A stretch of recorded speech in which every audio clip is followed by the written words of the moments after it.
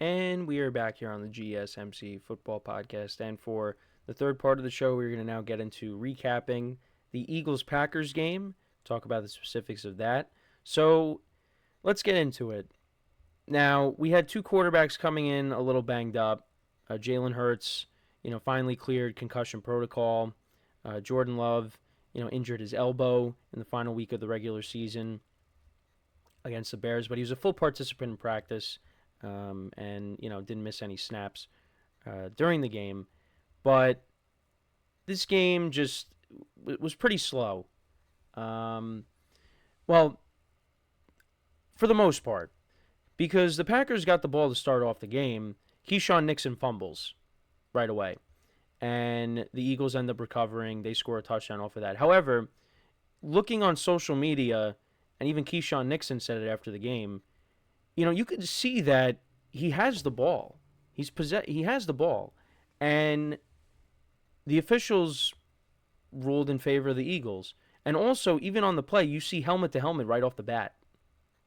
So there should have been a flag, and the Packers should have had the ball to start the game. So that's a 7-point swing right there. And from that point on, it's just, the Packers were still in the game. The defense did a great job at keeping them in the game. But the offense just could not get anything going. Nothing. Jordan Love did not have a good performance. Was not good in this game. Had 3 interceptions in the game. One of them, it was towards the end of the game. He's just trying to, get something going. But, he had another interception where he didn't see the linebacker, Zach Baum. I think that's how you pronounce his name. I apologize if I butchered that. But, he was trying to, I think he was trying to hit Tucker Kraft over the middle, and, there was miscommunication there. So he got intercepted there. And then also, he threw a long pass to Dontavian Wicks, I believe, and that ball was just a little bit underthrown.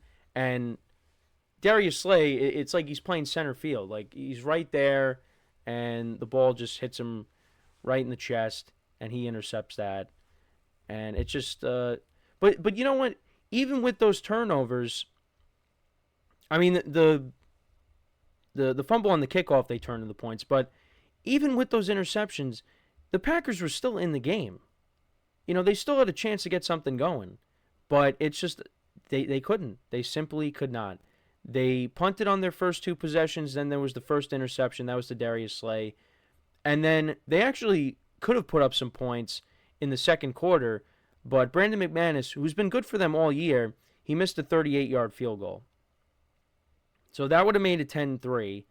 Then there was the other Jordan Love interception. That was the one to Zach Baun, I think. That's how you pronounce his name. I apologize again for messing up his name. But the Eagles didn't turn that into points. The Eagles did not turn the first 2 interceptions into points, and even the missed field goal. They didn't capitalize on that. So it was still 10-0. So, the Packers are still in this thing. Then they made it 10-3, which it should have been 10-6. But then the Eagles, after the Packers finally get on the board, they go 5 plays, 68 yards, and Dallas Goedert, just stiff arms a Packers defender all the way into the end zone for a touchdown. So that made it 16-3. Jake Elliott missed the extra point. But then the Packers responded. They went 9 plays, 78 yards, and this was one of the bright spots of the Packers offense, and really the only bright spot of the Packers offense, and that's Josh Jacobs, who had an incredible year for them. A 32-yard run, it turned out to be a 31-yard run, where he just refused to go down, and it looked like he did score on the play, but he got tackled at the 1, but then the next play, he scores. So that made it 16-10. So, like I said, Packers are still in this thing. However, the Eagles, they scored again. They went down the field. Jake Elliott kicked a 30-yard field goal. So that made it 19-10. Packers turned it over on downs. And then the Eagles got another field goal to make it 22-10. And then the final Jordan Love interception where he's just trying to make something happen.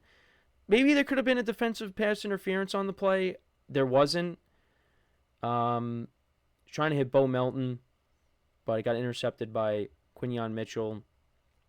And that was basically it. Now, Saquon Barkley, he could have, scored on the Eagles' drive.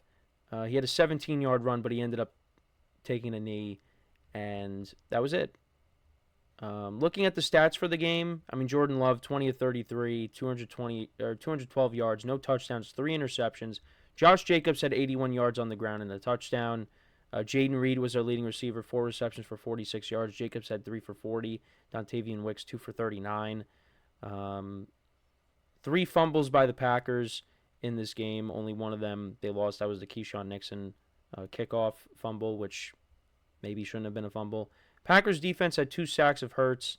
And then, speaking of Jalen Hurts, he only went 13 of 21 for 131 yards, 2 touchdowns, no interceptions. Saquon Barkley had a very quiet 25 carries for 119 yards. You wouldn't have known because he really didn't have. He maybe had a couple of decent runs in this game, but there was nothing where, I mean, unless he took it to the house on the final play of the game, but there weren't really any big runs for him. So the Packers, I think, did a good job at least containing him to some extent. Devontae Smith, he was their leading receiver. 4 receptions for 55 yards. Dallas Goedert had 4 for 47 and a touchdown. Jahan Dotson got the Eagles on the board. That's who scored the touchdown to start off the game when the Packers fumbled. He had 1 reception for 11 yards and a touchdown. A.J. Brown, only 1 reception for 10 yards. And, people are making a big deal about him reading a book on the sidelines. And he said he's been doing that all year. But, people are making a big deal out of that. The Eagles' defense had 2 sacks of Jordan Love. But the big thing I wanted to talk about is the Packers' injuries. Because they lost, they had Christian Watson out for this game, of course, with the torn ACL. But they lost Romeo Doubs in this game. Got taken out, was evaluated for a concussion. And that, he's had concussion problems this year. You also had Jaden Reed get hurt as well. I think he suffered a dislocated shoulder. So he got hurt.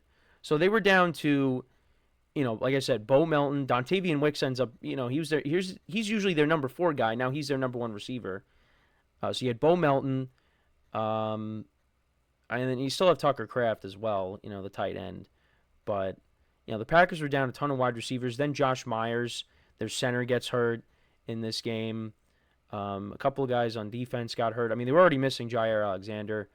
But the Packers suffered a lot of injuries in this game. And on top of that, their quarterback did not play well. And we will talk about his performance more during the week. But, there's a lot of people criticizing Jordan Love and Matt LaFleur as well. And I think it's a little bit of an overreaction. The Eagles, to me, going into this game, they were just a better team. Now, I thought the Packers could at least keep it within, the 4.5 that they were getting. But, yeah, they just could not get anything going offensively. But I also thought, they would come out and they would play a little bit better. But I thought I had the same logic for the Vikings last night and to some extent the Steelers as well, even though the Steelers were getting 9.5 points. But I was wrong. And that's why I went 1-5 in my spread pool this week. I mean, the Packers' defense, they kept them in this game. And if you remember, when this game was played in Brazil, I mean, there was over 50 points scored in the game. Here, it was a low-scoring game. And if you look at the stats for the game as well, I mean, it's not like the Eagles, dominated this game. You look at time of possession, it's about the same. Eagles had the ball for a little over 30 minutes. The Packers had the ball for just about 30 minutes, 29 minutes and 27 seconds. The Eagles had the ball for 30 minutes and 33 seconds. First downs, Packers had 12, Eagles had 16. Third down efficiency, the Packers were 7 for 13 on third down. The Eagles were 2 for 11. Packers had more total yards than the Eagles, and they ran 3 more plays than the Eagles as well. So it's not like the Eagles dominated. Defensively, they did. But, offensively, I mean, they didn't have a huge game, I mean, they got 3 turnovers off of Jordan Love, 3 takeaways, and then on top of that, the fumble on the kickoff. It's just offensively, the Packers just could not get anything going, and that's been a problem for them in recent weeks, and really the whole year, is just sometimes they just get off to these slow starts. And you look at the losses on the season, they lost to the Vikings twice, they lost to the Lions twice, and they lost to the Eagles twice. Those are 3 playoff teams. Two of them had 14 plus wins. Well, actually, no, the Eagles had 14 wins too. Yeah, the Eagles had 14 wins, the Vikings had 14 wins, and the Lions have 15 wins. That's who the Packers lost to. And then they also lost to... no, that was it. They just lost to the Eagles, the Lions, and the Vikings. That's it. They beat everybody else. And, some of those games were close. Well, pretty much all the games were close. Oh, wait, and they lost to the Bears. My mistake. Final week of the season. But this is still... I still believe in this team. I still think this is a good team. I just think they need to reload a little bit on offense. And Josh Jacobs, at the end of the game, he said he wants to try to, talk some people to get them to come over to Green Bay. But, I kind of expected a little bit more from the Packers this year. It's just, the Eagles, they're one of the best teams in the NFC for a reason. They're just better. They're better defensively.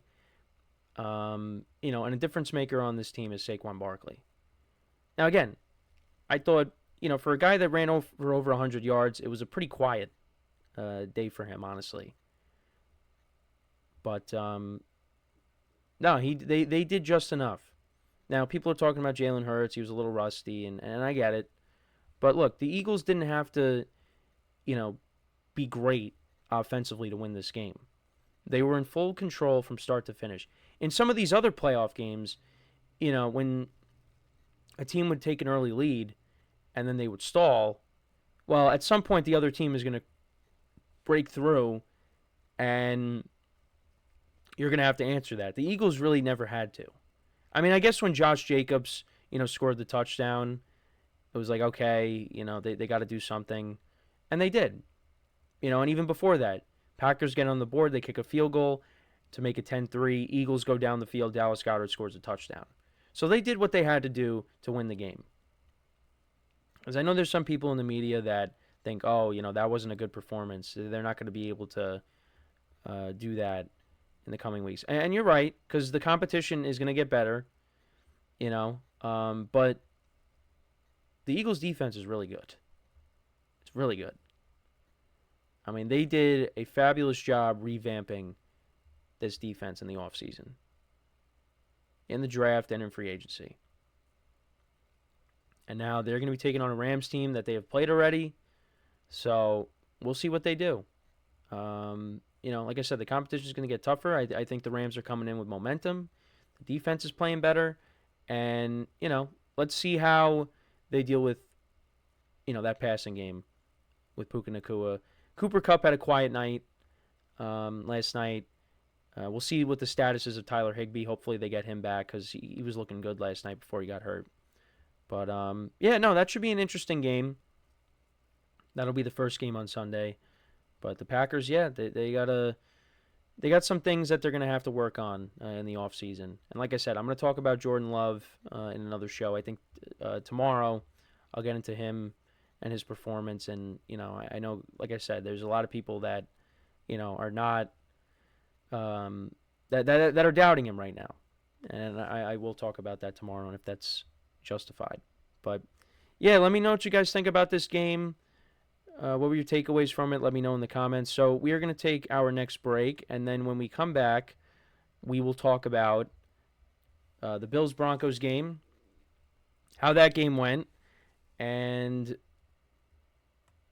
where that leaves the Bills. Where are they going to? Where do they go from here? Well, this is where they're going to go. They're going to be playing the Ravens next week, which is going to be a huge game. That's going to be the game of the week. So, obviously, we won't preview that yet. We're going to wait till Friday, but that is where they're going to be. That's who they're going to be matching up with. But we'll get into the Bills-Broncos game and how that all unfolded. So, with that being said, stick around, and we'll be right back here on the GSMC Football Podcast.